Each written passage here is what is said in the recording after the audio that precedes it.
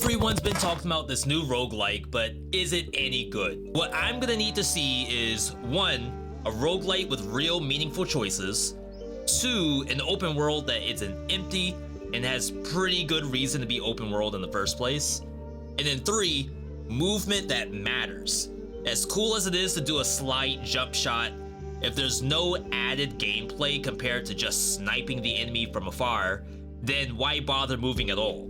And finally, is the game fun? Or at least does it look like it could be fun if, with enough good feedback, they do some kind of update? Anyway, let's get right into it. I immediately load into the game, and it's not exactly the most immersive scene. We're just kinda in here, really. No dialogue or NPCs, but hey, some of the most popular roguelikes out there just throw you in as well. We have a couple of characters to choose from. If I didn't mention, this game actually has 3-player co-op, which is sometimes enough to make a game successful, and a shooting gallery. This giant ribbon is what puts us into our first run. The objective here is to activate 3 transmitters. As you see, the map is ginormous, so we're going to have a lot of ground to cover here. Luckily, they give you literal flight in this game. If the map is going to be this big, not only do we need good movement, but we also need to find a way to find the transmitter. You can kind of see there's a small aura around it that you can see from afar, so that's where we're going to need to go. Keep in mind, this is a pretty open map, so should I just be skipping everything and fly straight there? I gotta say, jetting around's actually pretty fun, and they even have these yellow crystals on the ground that will refuel your jetpack. While you aren't flying, there is a double jump on the character. I do wish I could just hold down the jump button to hover. I kinda go straight from ground gameplay right into pure flight, so I would love some kind of middle ground between the two. Before we reach the transmitter though, we do have some combat along the way. These purple portals spawn monsters for you to fight. Combat seems to be pretty simple.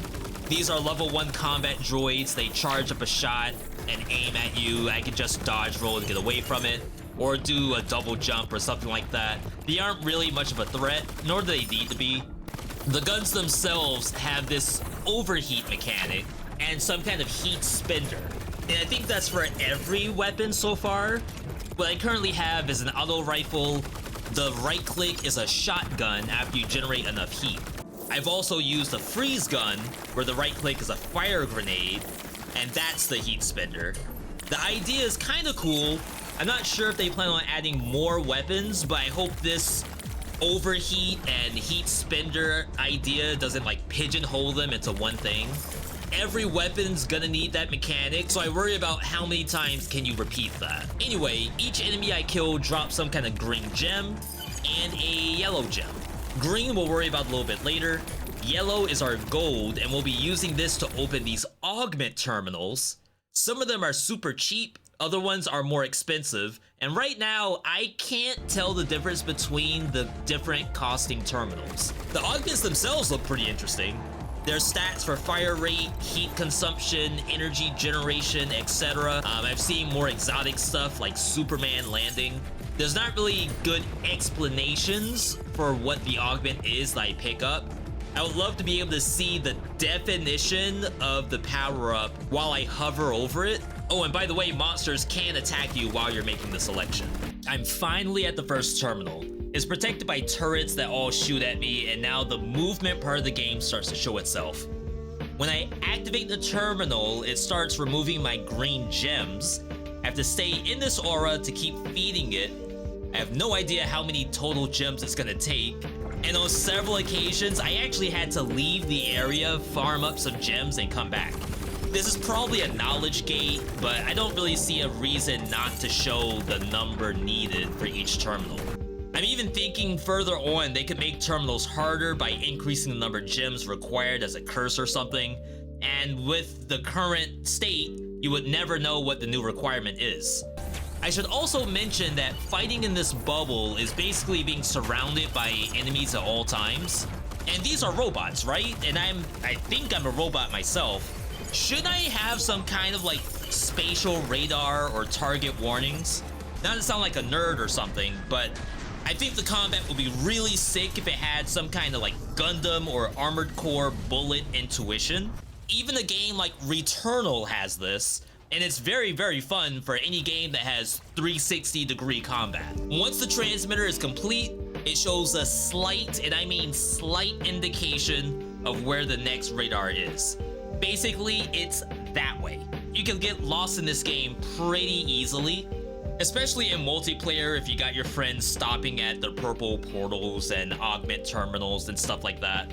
There's no mini-map from what I can tell, so wherever the old radar was, you can really only guess as to what the next terminal is gonna be. This gameplay loop continues for the next couple of radar dishes, and so long as you actually get the augments, it can be pretty fun. I don't know how to make the augments either more obvious or more guaranteed to obtain between each radar dish. I get the idea from Risk of Rain 2 where chests are just randomly thrown all across the map, but I kind of wonder how fun that really is. Every time you're flying around trying to find a chest out in the open, I feel like you're kind of wasting my time. So imagine that you could expect a trail of yellow crystals to have a chest at the end, or I don't know, maybe hoops that you jump through or something. Maybe not too immersion breaking. Basically, there's gotta be an elegant way to spawn these augments so you don't have to just go out and search for them. Once all the radars are complete, a big portal spawns in the sky and leads you to the next area. And to my surprise, it's a boss.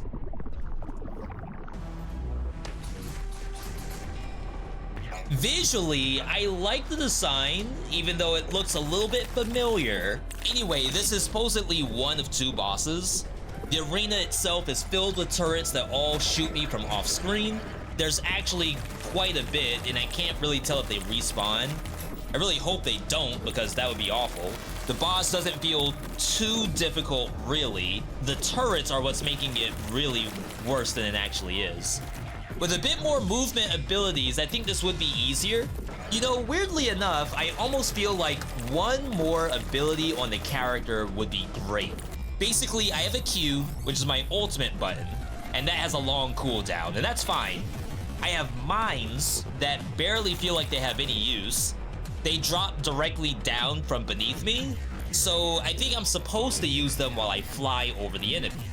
So on this boss, I can only really shoot while I wait for my Q to come back up, and that doesn't feel super engaging for me. And if I'm wrong and any of you all know this, let me know in the comments if it gets better. But basically, I'm holding left click, I'm doing a right click every now and then so I don't overheat, all while I wait for my Q to come back. And with that, I'm dead. You know, I think the game does have some potential to be fun. I have a laundry list of ideas that I would love to see. If any of these match your own ideas, let me know, or give your own ideas in the comments down below. But either way, number one, I like the flight combat, and I wonder if we could have more tools added to that. Again, the nerd in me wants to see Armored Core 6. I can hover, I can boost for a dodge, and then the flight mode is a toggle. I basically hit a button, and then I go into afterburners, and that uses up all the gauge. For weapons, everything so far has been a left click until I almost overheat, and then right click to spin that. And I think that might limit the number of ideas they could have.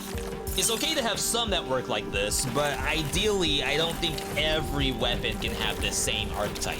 Number three, searching for chests out in the open isn't very fun to me, and I can't tell what the price is before I get there. Having some scatter on the map is okay as a matter of luck, but I feel like some fun tile sets, that's like for a roguelike game, you spawn a tile set into a map, and that will have guaranteed spawn of a chest. And then finally, I kind of wouldn't mind seeing one more ability per character. And again, if I miss something in the first look, then never mind. But right now, I'm waiting a long time for my Q. The mines seem to only be useful while I'm flying.